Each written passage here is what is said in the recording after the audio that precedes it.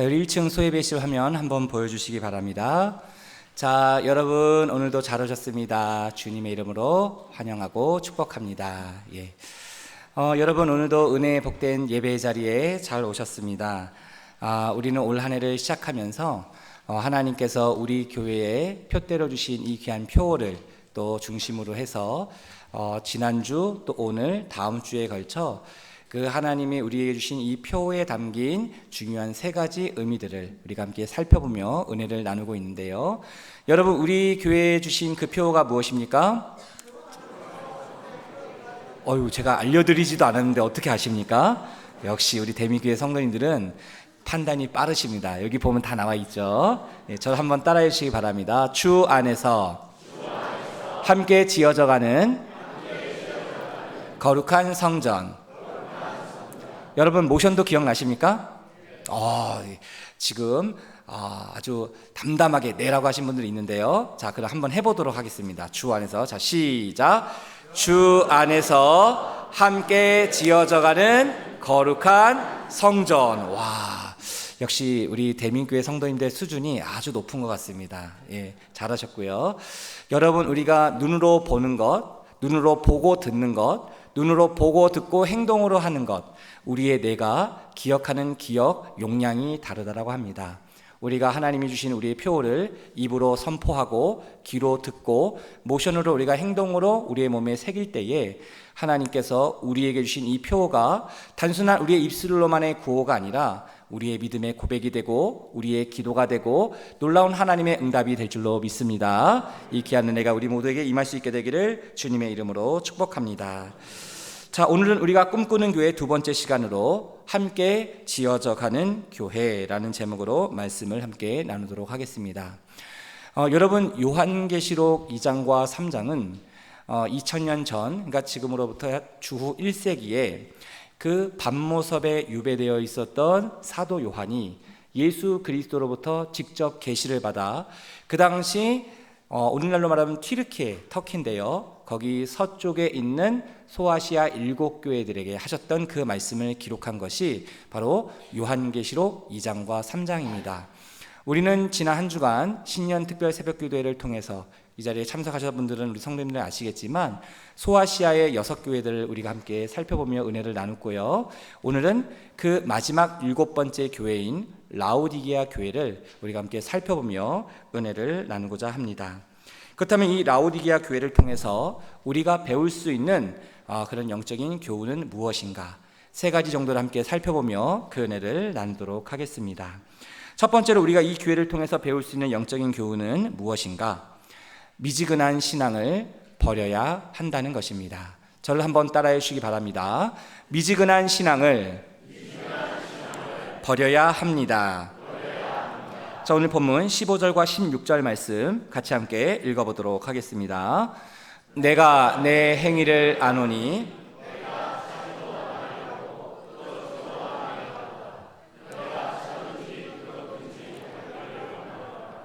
내가 이같이 미지근하여 아니하고 차지도 아니하니 내 입에서 너를 토하여 버리리라. 여러분, 이 라오디게아 교회는 주님으로부터 칭찬을 받지 못하고 책망과 공고만 받았던 교회였습니다. 이 당시에 라오디게아 교회가 있는 그 라오디게아 지역은 아주 경제적으로 부유했던 그런 도시였습니다. 그러니까 우리나라로 따지면 대전에 해당되는 그런 도시라고 보시면 됩니다. 여러분, 대전이 우리나라 중앙에 있어서 동서남북 모든 교통망이 연결되어 있는 그런 교통의 중심지요, 요지이지요. 이 라오디게아 도시도 그랬다는 겁니다. 지리적으로 유리한 곳에 있었어요. 그래서 교통이 발달하다 보니까 자연스럽게 사람들이 몰려들게 됩니다. 사람들이 몰려들게 되고 많은 사람들이 왕래하다 보니까 자연스럽게 무엇이 발달하겠습니까? 무역이 발달하고 상업이 발달하게 되겠죠. 근데 특별히 이 라오디게아 지역에는 특수한 것이 발달을 했는데요. 의료 산업이 발달을 했습니다. 특별히 이 지역에는 좋은 의과대학이 있었고 특별히 눈의 질병을 치료하는 좋은 그런 안약을 만들고 제조하는 것으로 아주 유명했습니다. 이 말을 바꿔 말하면 뭐겠습니까? 이 라오디게아 도시에는 많은 눈 질환 환자들이 있었다라는 것이죠. 그리고 이곳 라오디게아 도시는 흑양을 많이 키웠는데 이 흑양을 제품으로 생산해서 지역 고급 특산품으로 지역 많은 사람들에게 아주 인기가 많은 그런 옷을 만들었다는 것이지요. 이처럼 라오디게아 교회는 경제적으로 부유한 도시에 속해 있는 교회였고 그들에게는 부족함이 없는 그런 성도들이 많이 있었다라는 겁니다.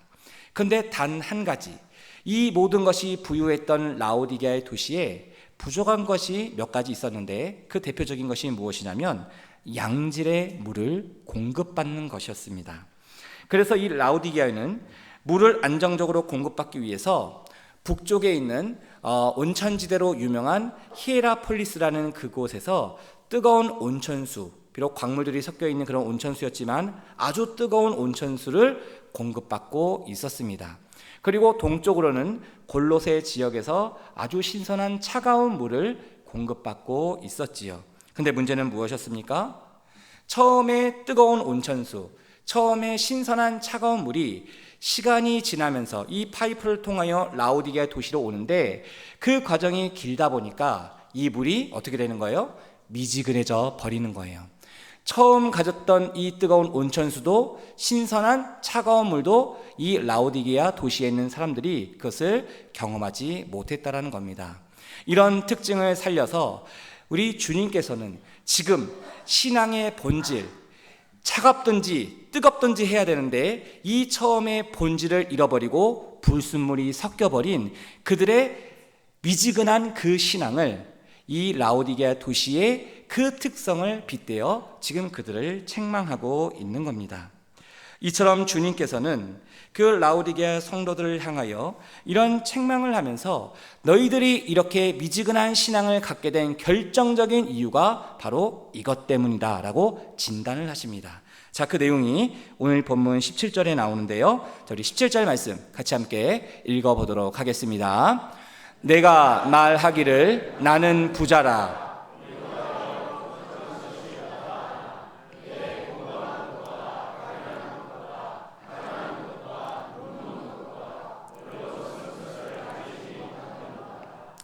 여러분, 여기서 이 라오디게아 교회 성도들이 무엇을 자랑하고 있다라고 주님이 책망하십니까? 나는 부자라.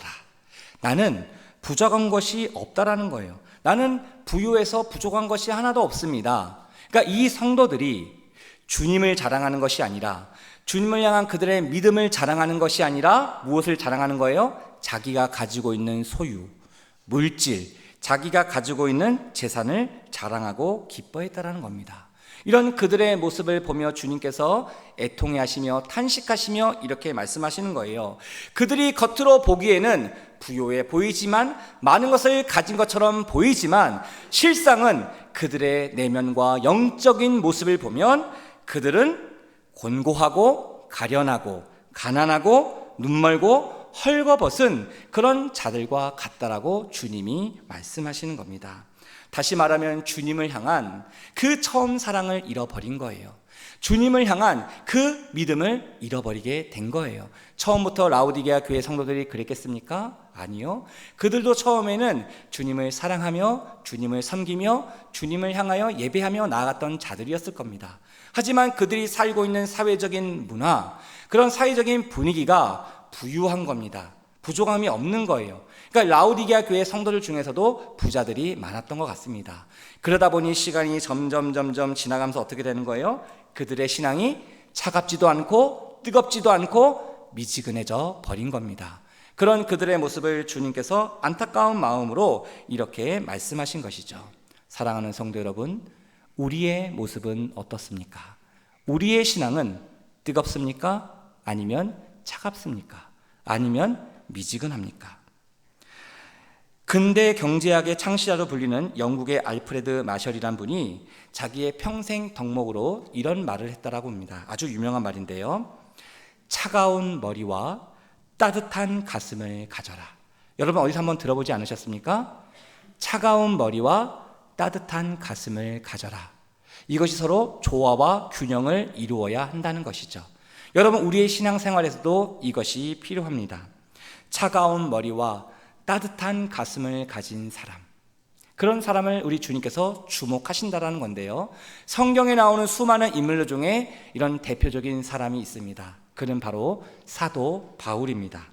여러분, 바울은 내가 경험했던 예수 그리스도의 그 복음을 상당히 논리적으로 설득력 있게 많은 사람들에게 그 하나님의 복음을 전했습니다. 그 대표적인 말씀이, 그 성경책이 무엇입니까? 바로 로마서입니다. 복음의 진수라고 불리는 이 로마서를 기록한 이 사도 바울, 우리가 이 로마서를 보면 이 복음의 진수가, 그 정수가 무엇인지를 우리는 알게 됩니다. 상당히 거기에서 이 바울이 그 복음을 신학적으로, 지식적으로, 논리적으로 그것을 잘 풀어내고 있다는 것이죠. 하지만 바울은 거기에서 끝나는 것이 아니자 내가 경험했던 예수 그리스도의 그 놀라운 복음의 감격, 그 기쁨, 그 사랑, 그것을 그는 뜨거운 열정으로 그 하나님의 말씀을 설파하게 됩니다. 이처럼 차가운 머리, 뜨거운 가슴을 가졌던 사도 바울은 어떠한 고난과 어떠한 핍박과 그런 죽음의 위협 속에서도 그가 감옥에 있든지 회당에 있든지 어디에 있든지 그는 그 복음에 사로잡힌 자로서 그 복음을 뜨겁게, 그리고 차가운 이성으로 그 복음을 풀어내는 사람이었다는 것이죠. 균형 잡힌 복음의 증인으로 하나님 앞에 귀하게 쓰임 받았다는 겁니다. 사랑하는 성도 여러분, 바울처럼 우리도 차가운 머리와 뜨거운 가슴을 가진 균형 잡힌 복음의 증인이 될 수 있게 되기를 주님의 이름으로 축복합니다. 저를 한번 따라해 주시겠습니까? 차가운 머리와 뜨거운 가슴을 가진 신앙인이 됩시다. 여러분, 이게 바뀌면 안 돼요. 뜨거운 머리를 가지면 어떻게 되는지 아십니까? 뚜껑이 폭발합니다. 머리가 아픕니다. 머리는 차가워야 돼요. 우리 하나님은 지정의를 다 관장하시는 분이시죠. 우리가 예배를 드릴 때 어떻게 예배 드리라고 그래요? 하나님은 영이시니 예배하는 자가 영과 진리로 예배할지니라. 영은 뜨거운 가슴으로 예배하라는 겁니다. 진리는 차가운 머리로 하나님을 아는 만큼 우리는 더 예배할 수 있다는 거예요. 하나님을 아는 지식이 우리의 머리에 있을 때, 그 하나님을 경험한 그 놀라운 사랑의 감격이 우리의 가슴에 활활 타오르게 될 때에 우리는 진정한 주님이 원하시고 기뻐하시는 믿음의 사람이 될 수 있다는 겁니다. 이것을 지금 주님께서 라오디게아 교회 성도들에게 얘기한 거예요. 차갑든지 뜨겁든지 하라는 겁니다. 미지근한 것은 안 된다라는 거예요. 섞이면 안 된다라는 겁니다. 그 복음의 본질이 훼손되면 안 된다라는 거예요.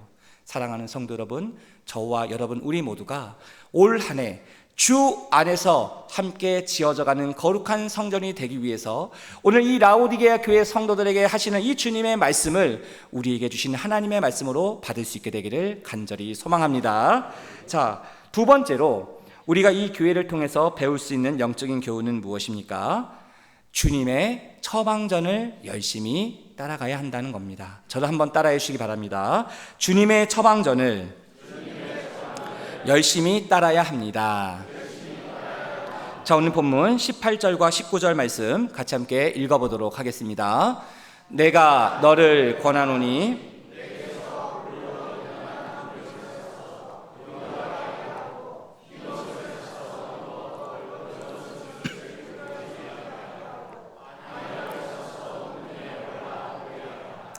물은 내가 사랑하는 자를 책망하여 징계하노니 그러므로 내가 열심을 내라 회개하라. 여러분, 우리가 몸이 아프면 어디를 갑니까? 여러분, 몸이 아프면 어디를 가세요? 집에를 갑니까? 집에 가서 푹 쉬면, 물론 나으시는 분들도 있죠. 근데 제가 예상하지 못했던 답이 나와서 좀 당황했는데, 병원에 가죠. 병원. 우리가 병원에 가면 의사 선생님을 만납니다. 그럼 의사 선생님이 우리를 어떻게 해요? 자, 여기저기 검사를 해서 진단을 하지요. 그럼 우리의 아픈 원인을 탁 찝습니다. 그리고 나서 우리에게 뭘 해줍니까? 우리에게 처방전을 내려주죠. 이렇게 약을 드시고 이렇게 하십시오. 우리에게 딱 맞는 처방전을 줍니다. 그러면 그 처방대로 우리가 약을 먹고 잘 쉬다 보면 우리의 아픈 몸이 낫게 되는 것이죠. 여러분, 우리의 영혼의 병원이 어디인지 아십니까? 교회입니다.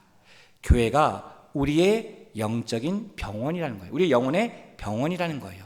일주일 동안 우리가 세상 가운데 살면서 우리의 마음이, 우리의 심령이, 또 우리의 죄와 허물로 인해서 우리가 병들고 연약하고 부족한 상태에서 이 교회에 와서, 이 영적인 병원에 와서 우리가 누구를 만나는 겁니까?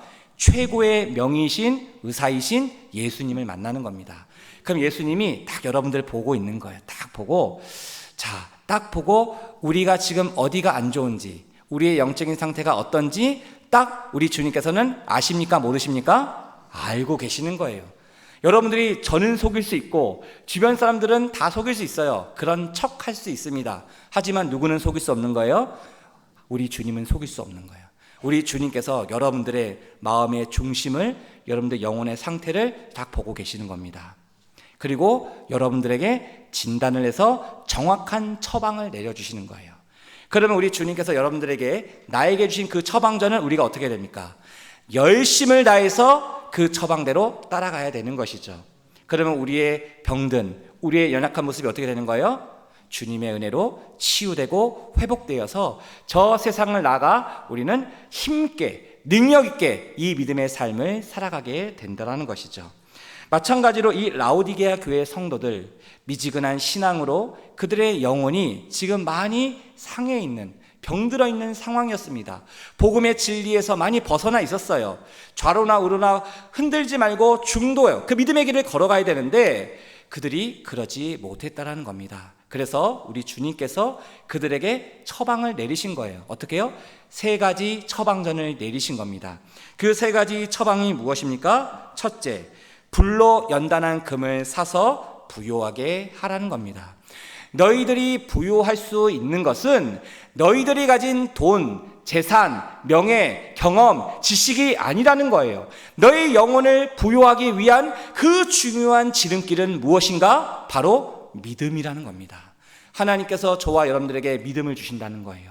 우리가 참된 믿음을 가질 때 참된 주님 안에서 주시는 은혜와 평강과 기쁨을 누리며 우리는 하나님 앞에서 참된 부요함과 자유함을 누리게 된다는 겁니다. 그것을 첫 번째 처방을 하신 거예요. 두 번째 처방은 무엇입니까? 흰 옷을 사서 입어 벌거벗은 수치를 가리라는 겁니다. 너의 죄와 허물로 그 너희가 가지고 있는 모든 수치와 너의 연약함과 이 모든 것을 가릴 수 있는 방법은 너희 도시에서 그렇게 너희들이 자랑하는 그런 흙 염소로 만든 옷이 아니라, 값비싼 옷이 아니라 내가 너에게 주는 의의 옷, 거룩함의 옷, 바로 흰 옷을 너희들이 입을 때에 너희들의 모든 죄악의 수치가 비로소 가려지게 될 거라는 겁니다. 이렇게 주님께서 그 라오디게아 교회 성도들을 진단하시고 처방을 내려주시는 거예요. 사랑하는 성도 여러분, 우리는 어떤 옷을 입고 있습니까? 내가 지금 입고 있는 이 옷이 나의 신분을, 나의 정체성을 드러내 주기도 하지요.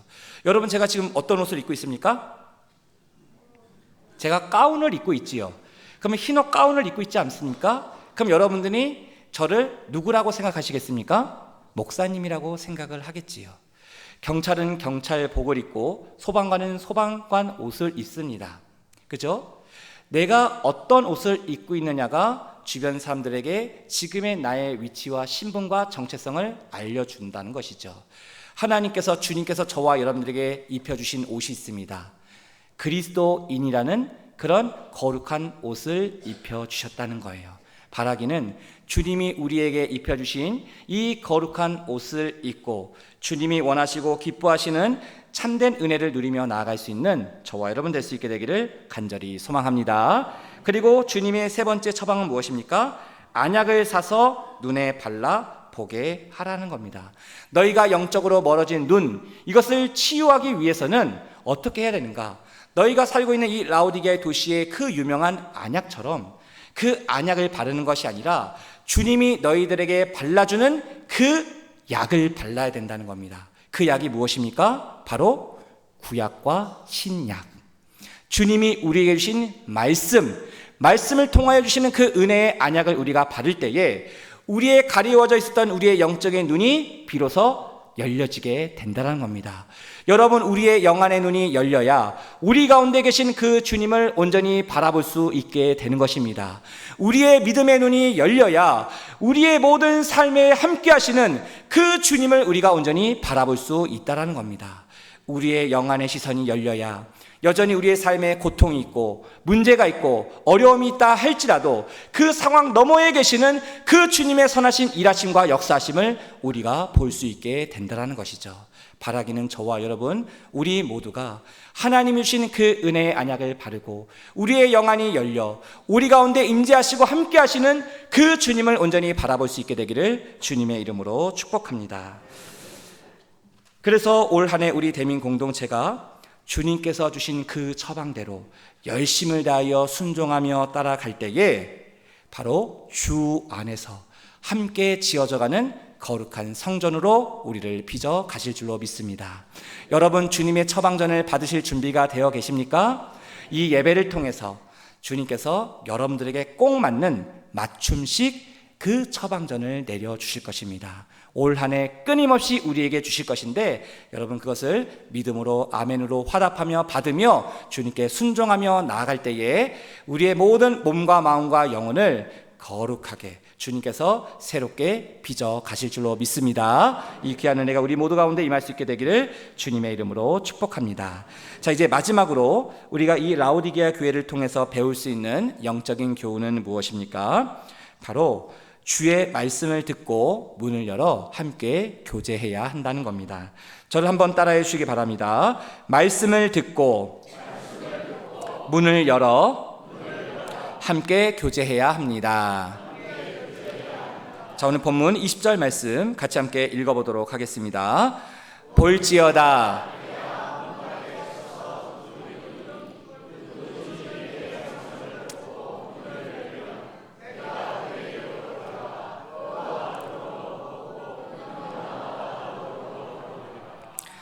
여러분, 이 유명한 말씀을 더 잘 보여주는 그림이 하나 있는데요. 자, 그림 한번 보여주시기 바랍니다. 여러분, 이 그림은 1851년 영국의 화가인 윌리엄 홀먼 헌트가 그린 세상의 빛이라는 제목의 그림입니다. 여러분, 이 그림을 자세히 보십시오. 예수님이 어느 집 문 앞에 와서 두드리고 있습니다. 근데 예수님이 밝은 낮에 오셨습니까? 어두운 밤에 오셨습니까? 어두운 밤에 오셨죠. 이것이 우리에게 주는 상징적인 의미가 있습니다. 자, 그리고 예수님께서 오셨는데 손에는 등불을 들고 오셨고 머리에 자세히 보면, 확대된 사진을 보면 예수님이 가시 면류관을 쓴 채로 오셨습니다. 저기 손에는 자세히 보이지 않지만 자세히 보면 손에는 못자국이 나 있는 그 손으로 예수님이 문을 두드리고 계신다는 것이죠. 여러분, 이 그림에 보면 그 문 밖에는 손잡이가 없습니다. 손잡이가 없기 때문에 안에서 문을 열어줘야 예수님이 집 안으로 들어갈 수 있다는 것이죠. 그리고 여러분, 이 그림의 특징 중에 하나가 보면 이 문 앞에 무엇이 막 가득 이렇게 자라고 있습니다. 그 여러 가지 풀들이 크게 자라서 이 문 앞을 막고 있지요. 여러분, 이 문을 보면, 자, 오랫동안 이 문이 굳게 닫혀져 있었다라는 사실을 우리는 알게 됩니다. 사랑하는 성도 여러분, 지금도 이 시간 우리 주님께서는 우리의 마음의 문에 계속 노크를 하고 계십니다. 우리의 이름을 부르시고 계십니다. 여러분들의 마음의 문을 얼마나 닫고 계셨습니까? 어떤 분들은 하루, 어떤 분은 일주일, 어떤 분은 한 달, 아니면 1년. 여기 계신 분들뿐만 아니라 우리의 자녀들, 우리의 지체들, 우리의 이웃들, 그 주님 앞에 우리의 마음의 문을 굳게 닫고 지내는 자들이 많이 있다라는 것이죠. 여러분, 우리도 이 라오디게아 교회의 성도들처럼 미지근한 신앙을 가지고 있다라면 우리가 그토록 입술로 사랑하고 고백했던, 믿었던 그 주님을 우리 마음문 밖에 오랫동안 세워둘 수 있다라는 겁니다. 근데 여러분, 은혜가 무엇인지 아십니까? 그런 주님께서 우리를 포기하지 아니하시고 날마다 우리에게 찾아오신다는 거예요. 우리의 인생의 절망의 밤, 그 두려움의 밤, 그 절망의 밤을 맞이할 때 때로는 우리는 그 주님을 원망할 때가 있습니다. 불평할 때가 있습니다. 주님, 왜 내 인생에 이런 고난을 주시는 겁니까? 그 주님 앞에 탄식하며 원망하며 불평하며 그 주님을 향한 그 마음의 문을 탁 닫아버리는 겁니다. 주님, 더 이상 가까이 오지 마십시오. 내게 다가오지 마십시오. 주님, 내가 거부합니다. 이런 우리의 모습의 신앙의 모습, 이런 미지근한 신앙과 같은 우리의 모습의 삶이 있지 않았습니까?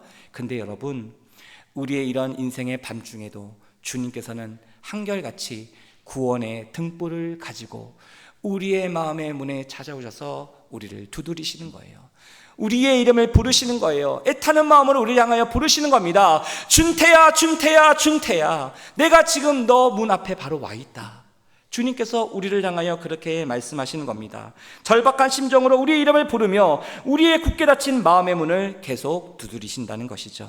여러분, 우리 주님께서 문 손잡이가 없어서 집안에 못 들어오시는 것입니까? 우리 주님께서 능력이 없으셔서 그 집안에 못 들어오시는 겁니까? 주님이 얼마든지 능력이 있으신 분이시기에 그 문을 박차고 우리 집 안으로, 우리 마음 안으로 들어오실 수 있는 분이십니다. 근데 주님께서 그렇게 하지 않으시죠. 강제로 문을 열고 들어가지 않으시죠. 주님이 하시는 건 뭡니까? 계속 우리의 마음의 문을 두드리시는 거예요. 우리의 이름을 부르시는 거예요. 왜요? 우리가 자발적으로 마음의 문을 열고 그 주님을 초청할 때까지 기다리시는 겁니다. 왜 그렇습니까? 우리 주님은 인격적인 분이시기 때문에 그렇습니다. 자비와 긍휼이 많으신 분이시기 때문에 그렇습니다. 그래서 하염없이 우리 주님께서는 집을 떠난 그 탕자가 다시 돌아오기를 기다렸던 그 탕자의 아버지처럼 계속 날마다 우리가 다시금 돌아오기를, 마음의 문을 열고 주님께 돌아오기를 기다리시며 그 모든 상황들을 애타게 바라보고 계신다라는 것이죠. 사랑하는 성도 여러분, 바라기는 올 한 해 주님이 우리를 부르시는 그 주님의 말씀 앞에 우리의 마음의 문을 활짝 열고 주님을 초청할 수 있게 되기를 간절히 소망합니다. 예배 자리마다 주님의 말씀이 들려지는 그 자리마다 우리의 마음의 문을 활짝 열고 그 주님이 베풀으신 그 말씀의 식탁의 자리에 앉아 주님과 사랑의 교제를 깊이 나누며 나아갈 수 있는 저와 여러분 될 수 있게 되기를 간절히 소망합니다. 여러분, 주님께서 우리의 마음의 문을 열고 주님이 베풀으신 그 말씀의 식탁의 자리에 앉아 주님과 함께 교제하게 될 때에 어떤 은혜를 주시겠다라고 약속하고 계십니까? 자, 오늘 본문 21절 말씀에서 주님께서 이렇게 약속하고 계시는데요. 현대인의 성경으로 화면을 보며 같이 함께 읽어보도록 하겠습니다. 신앙의 승리자는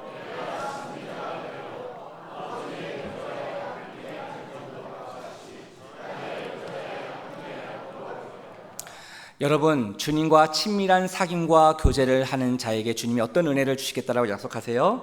여기 말씀해 보니까 우리를 신앙의 승리자가 되게 하시겠다라는 겁니다. 그래서 우리를 주님의 보좌에 함께 앉도록 하시겠다라는 겁니다. 다시 말하면 너희가 세상에서 환난을 당하나 담대하라, 내가 세상을 이기었노라 말씀하셨던 그 주님의 승리가 우리의 승리가 되게 하신다라는 겁니다. 바라기는 올 한 해 모든 예배 자리에서 승리할 수 있게 되기를 간절히 소망합니다. 여러분, 예배의 승리가 우리의 삶의 승리로 이어지게 된다라는 겁니다. 세상을 이기신 주님의 승리가 우리의 승리가 되고 우리의 가정의 승리가 되고 우리의 공동체의 승리가 되게 하여 주셔서 올 한 해 주 안에서 말씀과 기도를 통하여 함께 지어져가는 거룩한 성도요, 가정이요, 공동체가 될 수 있게 되기를 주님의 이름으로 축복합니다.